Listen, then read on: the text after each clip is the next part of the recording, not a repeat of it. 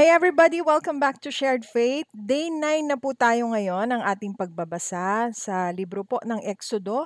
Babasahin po natin ang chapter 16 to 17 ngayong araw na to at paniguradong marami na naman po tayong matututunan at patuloy pa rin po ang revelation ni God sa bawat isa, I believe.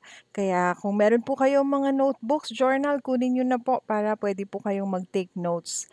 So bago po tayo mag-umpisa, let's do a quick prayer po. Let's pray. Hallelujah, God. Thank you, Jesus. Heavenly Father, we come in Jesus' name. Panginoon, marami pong salamat muli sa panibagong araw na to, panibagong pagkakataon na kami po ay makapagbasa ng inyong salita. Jesus, please cleanse our hearts from all unrighteousness. Forgive us, God, from all our sins. And Lord, Holy Spirit, we ask for your presence to guide us, O God, each and every one of us. Lord, i-guide mo kami sa mga revelation niyo po sa amin, O God, ngayong araw na to.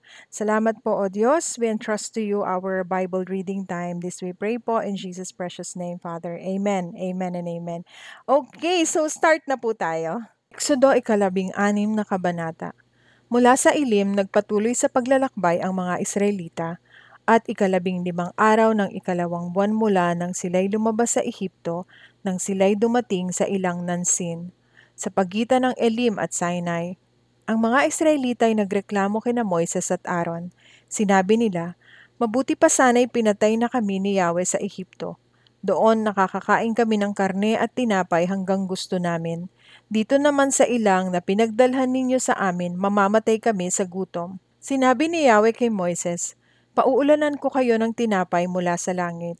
Araw-araw palalabasin mo ng bahay ang mga tao para mamulot ng kakainin nila sa maghapon.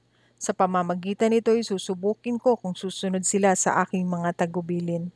Tuwing ika-6 na araw, doble sa karaniwan ng kanilang pupulutin at ihahanda."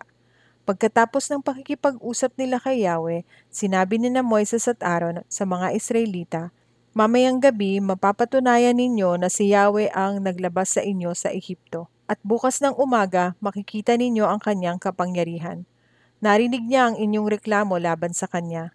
Laban sa kanya sapagkat tuwing gagawin ninyo ito ay sa kanya kayo nagrereklamo, hindi sa amin." Idinugtong pa ni Moises, "Mamayang gabi bibigyan niya kayo ng karne. Bukas ng umaga ay tinapay ang ibibigay niya sa inyo hanggang gusto ninyo." Iyan ang sagot niya sa inyo. "Ang totoo, anumang reklamo ninyo ay laban sa kanya, hindi sa amin, sapagkat sino ba kami para pagreklamuhan ninyo?" Sinabi ni Moises kay Aaron, "Paharapin mo ang buong bayan kay Yahweh sapagkat narinig niya ang kanilang reklamo." Nang sabihin ito ni Aaron, ang buong bayan ay humarap kay Yahweh sa gawin ng disyerto at bigla na lamang nilang nakita sa ulap ang kalwalhatian ni Yahweh. Sinabi ni Yahweh kay Moises, "Narinig ko ang reklamo ng mga Israelita. Sabihin mo sa kanila na sa pagtatakip silim, bibigyan ko sila ng karne. Sa umaga, bibigyan ko sila ng tinapay hanggang gusto nila. Sa gayoy malalaman nilang ako si Yahweh ang kanilang Diyos." Nang magtatakip silim, dumagsa sa kampo ang napakaraming pugo. Kinaumagahan naman ay makapal na makapal ang hamog sa paligid ng kampo. Nang mapawi ang hamog, nakakita sila sa lupa ng maliliit at maninipis na mga bagay na parang pinipig. Hindi nila alam kung ano iyon, kaya nagtanungan sila, "Ano ito?" Sinabi ni Moises, "Iyan ang tinapay na bigay sa inyo ni Yahweh, at ito ang utos niya tungkol diyan. Bawat isa ay kukuha ng kailangan niya at ng mga kasama niya sa tolda. Kalahating salop bawat isang tao." Namulot nga ang mga Israelita, may kumuha ng marami at may kumuha ng kaunti. Ngunit nang takali nila ang kanilang nakuha, ang kumuha ng marami ay hindi lumabis, at ang kumuha ng kaunti ay hindi naman kinulang. Sapat lang sa kanila ang kanilang nakuha. Sinabi sa kanila ni Moises, "Huwag kayong magtitira para sa kinabukasan." Ngunit ang ilan sa kanila ay hindi nakinig kay Moises. Kinabukasan, inuod at bumaho ang itinira nila. Kaya nagalit sa kanila si Moises. Mula noon, tuwing umaga'y namulot sila ng ayon sa kanilang kailangan. Pag-init ng araw, ito'y natutunaw. Nang ika-6 na araw, doble ang kanilang pinulot, isang salop para sa isang tao. Nagpunta kay Moises ang mga pinuno ng bayan at sinabi ang nangyari. Ipinaliwanag naman ni Moises sa kanila, "Ito ang utos ni Yahweh. Bukas ay araw ng pamamahinga. araw na nakatalaga kay Yahweh. Lutuin na ninyo ngayon ang gusto ninyong lutuin. Ang hindi mauubos ay itira ninyo para bukas. Tulad ng sinabi sa kanila ni Moises, nagtira sila para sa kinabukasan at iyo'y hindi nasira at hindi inuod. At sinabi ni Moises, ito ang kakainin ninyo ngayon. Ngayon ay araw ng pamamahinga. Wala kayong makukuha niyan ngayon. 6 na araw kayong mamumulot niyan, ngunit sa ikapito, sa araw ng pamamahinga ay wala kayong makukuha. Ngunit ng ikapitong araw ay mayroon pa ring mga lumabas sa bukid para mamulot, ngunit wala silang nakuha. Kaya sinabi ni Yahweh kay Moises, hanggang kailan pa kayo susuway sa aking mga utos? Tandaan ninyo na akong si Yahweh ang nagtakda sa inyo ng araw ng pamamahinga. Kaya tuwing ika-6 na araw ay binibigyan ko kayo ng pagkain para sa 2 araw. Sa ikapitong araw ay wala nang lalabas. At mula noon, nagpapahinga na lamang sila tuwing ikapitong araw. Mana ang itinawag ng mga Israelita sa pagkaing pinupulot nila. Ito'y parang buto ng kulantro, maputi at lasang galyetas na minasa sa pulot. Sinabi sa kanila ni Moises, ito ang utos ni Yahweh. Kumuha kayo ng kalahating salop ng mana. Itatago ninyo ito upang makita ng inyong magiging mga anak at mga apo ang pagkaing ibinigay ko sa inyo nang ilabas ko kayo sa Ehipto. Sinabi naman ni Moises kay Aaron, kumuha ka ng isang banga at lagyan mo ng kalahating salop na mana. Pagkatapos ialay mo sa harapan ni Yahweh upang itago para sa ating magiging mga anak at mga apo. Gaya ng iniutos ni Yahweh kay Moises, inilagay ni Aaron sa loob ng kaban ng tipan ang palayok ng mana. Mana ang kinain ng mga Israelita sa loob ng 40 taon hanggang sa dumating sila sa Kanaan. Ang isang salop ay katumbas ng higit sa 4 na litro. Exodo Kabanatang 17. Mula sa disyerto ng Sin, naglakbay ang mga Israelita. Sila'y humihinto at nagpapatuloy kapag sinabi ni Yahweh. Sila'y nagkampo sa Refidim, ngunit walang tubig doon, kaya nagalit sila kay Moises. Sinabi nila, bigyan mo kami ng tubig na maiinom. Bakit kayo nagagalit? Bakit ninyo sinusubukan ang kakayahan ni Yahweh? Tanong ni Moises. Ngunit talagang uhaw na ang mga Israelita, kaya sinumbatan nila si Moises. Inilabas mo ba kami sa Ehipto para patayin sa uhaw pati mga anak namin at mga alagang hayop? Kaya humingi ng tulong si Moises kay Yahweh. Ano ang gagawin ko sa mga taong ito? Gusto na nila akong batuhin. Sumagot si Yahweh, magsama ka ng ilang pinuno ng Israel at mauna kayo sa mga Israelita. Dalhin mo ang iyong tungkod na inihampas mo sa ilog Nilo at lumakad na kayo. Hihintayin ko kayo sa ibabaw ng malaking bato sa Sinai. Hampasin mo ito at bubukal ang tubig na maiinom ng mga tao. Iyon nga ang ginawa ni Moises at ito'y nasaksihan ng mga kasama niyang pinuno ng Israel. Ang lugar na iyon ay pinangalanan nilang Masa at Meriba, sapagkat nagtalo-talo doon ang mga Israelita at sinubok nila si Yahweh.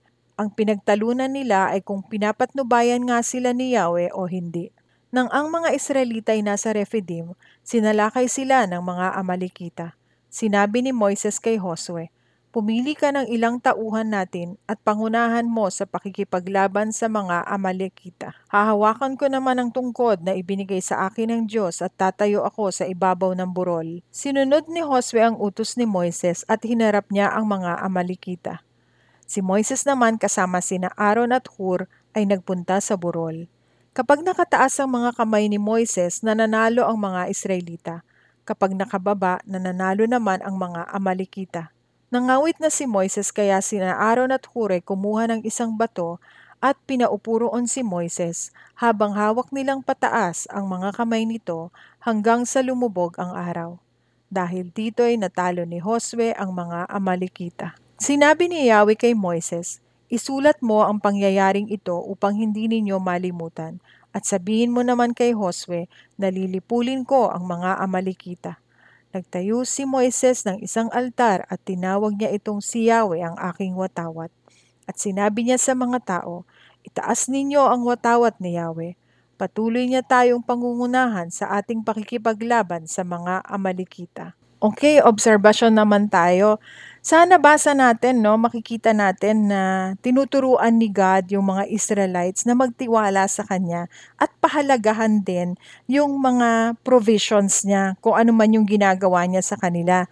Pahalagahan in a way na gusto niya na malaman ng mga susunod na henerasyon na siya pa rin ang Diyos.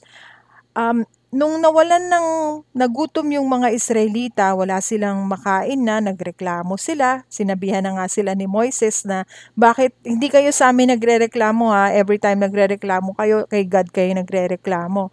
So, ang nangyari, si God nag-provide siya ng mana at pugo for 40 years. Tuloy-tuloy yun ang kinakain nila. Tapos, nagbigay siya ng instruction na magtabi kayo kasi gusto ko yung mga anak ninyo, yung mga apo ninyo, yung mga susunod na henerasyon, maipakita ninyo sa kanila na yan yung bread from heaven. Kumbaga, may ebidensya. Magtabi para ebidensya sa susunod na henerasyon. So isa pa sa nabasa natin dito, no, yung pagrereklamo ng mga Israelita.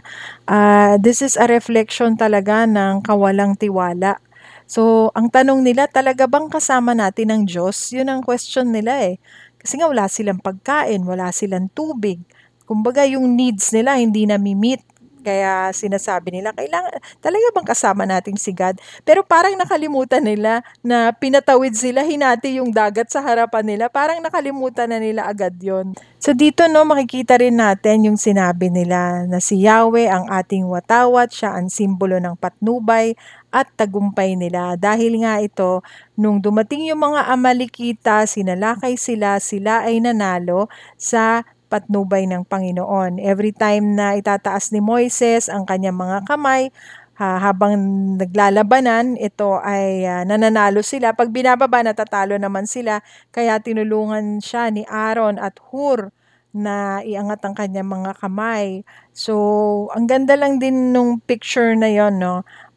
This only means to say, pinaalam lang na ang tagumpay pa rin at patnubay ay nanggagaling sa Panginoon. We have to worship God kapag may problema, kapag merong mga nangyayari sa atin na minsan hindi natin maintindihan o meron tayong, because the battle is the Lord's eh. Yun din naman ang sabi ni God. Kaya ang gusto niya is lagi tayong mag-worship sa Kanya. So, ito pinakikita na ang tagumpay ay sa Panginoon pa rin ang gagaling, hindi sa sarili nating kakayanan. Pero syempre, meron tayong gagawin.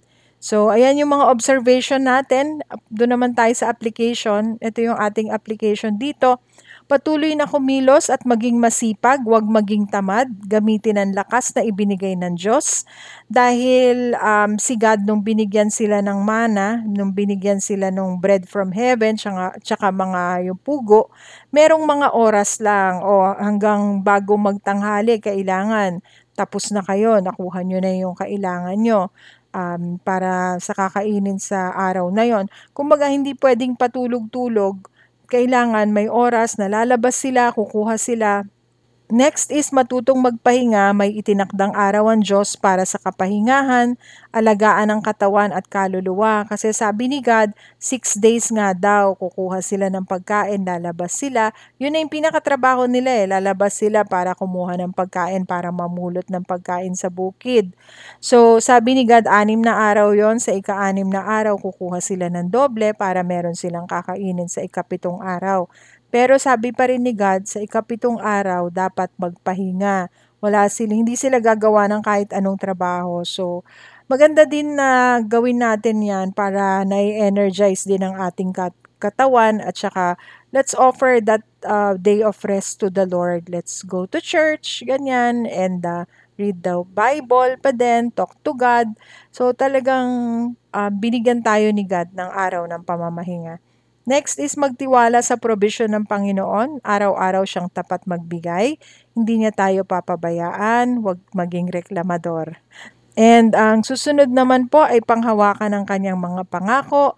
Ang Diyos ay hindi nagsisinungaling. Siya ay tapat ngayon at magpakailanman. So tapos na po tayo. Let's proceed po to prayer. Okay, pray na po tayo. Hallelujah, God. Thank you, Jesus. Heavenly Father, marami pong salamat sa lahat ng learnings po namin ngayong araw na to. Lord, salamat na muli ninyo pong ipinakita sa amin, God, how faithful you are, Lord, sa inyong mga anak. Lord, dalangin po namin na tulungan mo kaming patuloy na magtiwala, God, sa inyong provision, Lord, para sa bawat isa. Tulungan niyo po kami, God, na palagi kaming maniwala, magtiwala, God, na kayo po ay laging para sa amin, God, laging ginagabayan kami at laging handang tulungan kami sa anumang pagsubok ng buhay. Po, Lord, ingatan niyo po ang bawat isa, anuman ang pangangailangan ng aking mga kapatid, O Diyos. Tulungan niyo po sila, increase their faith, O God. And I pray, Lord, that you would continue to protect each and every one of us, O God, today. Salamat po. This we pray po in Jesus' precious name. Amen, amen, and amen. Okay, God bless you all. Don't forget to like, share, and subscribe. And yeah, take care. Bye. I'll see you tomorrow.